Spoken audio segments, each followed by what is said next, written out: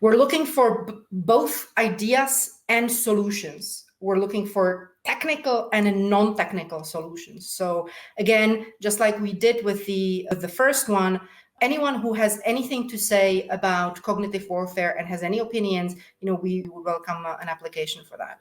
The projects that were focused on cognitive warfare that we did in the past had these common denominators. First, we wanted to find out, and we still want to find out, who knows what. Who knows anything about cognitive warfare, who has any opinion, we want to hear it. We also want to find who has existing solutions or existing projects. These projects may be in the stage of idea. There might be organizations with a prototype of something, a gadget that can help us with cognitive warfare campaigns. While doing that, we also want to lead expert debate on this topic. The topic is new, so to find experts on cognitive warfare is not easy, but what we're trying to find people who have some view on it from their expertise. We will have a better view of the potential threats of the future. Of course, NATO is a defensive alliance, and the main goal for us is to protect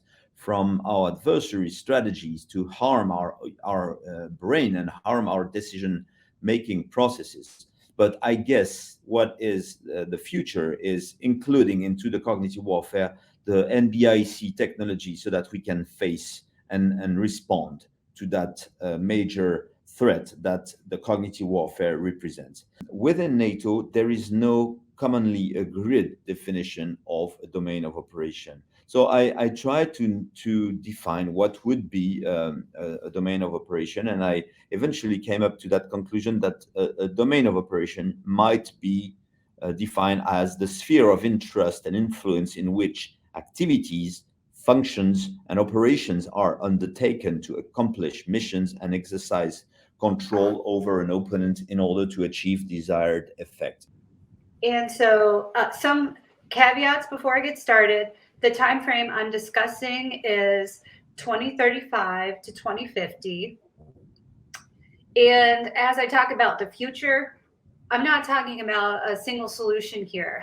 The future is plural, meaning there's many possible futures. So I'm also not saying anything that's 100%, but we're forecasting adversary modernization. That's pretty much a call that we can make. And all of what I'm talking about is nested in the joint operational environment and based on validated intelligence community information. Since I represent United States Army Futures Command in this presentation, a lot of what I talk about is from a U.S. perspective. And keep in mind that what I'm talking about is a way to think about the future.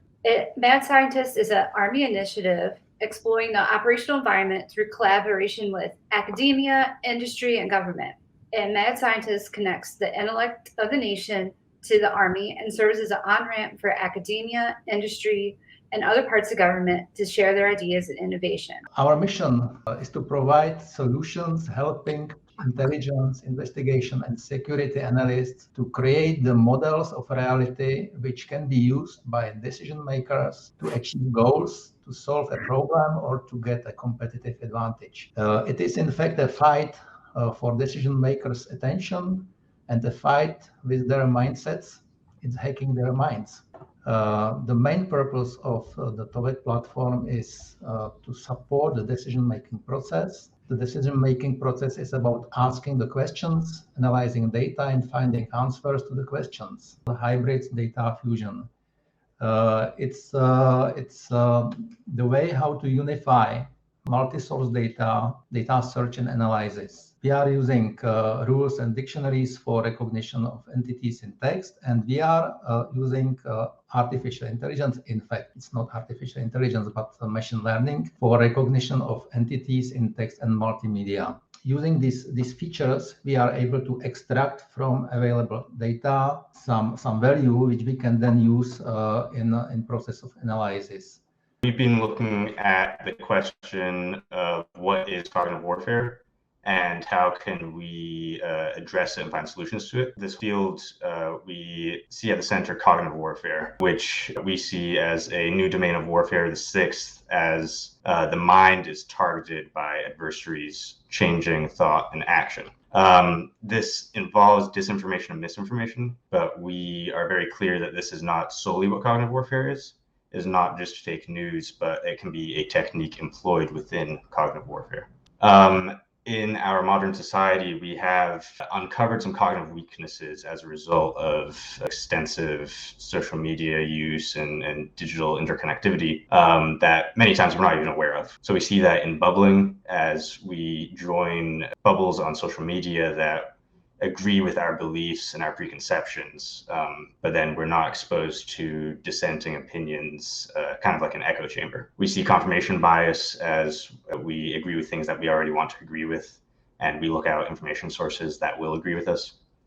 We see social proofing to be part of a group, to feel involved in a group, and feel safe within that group.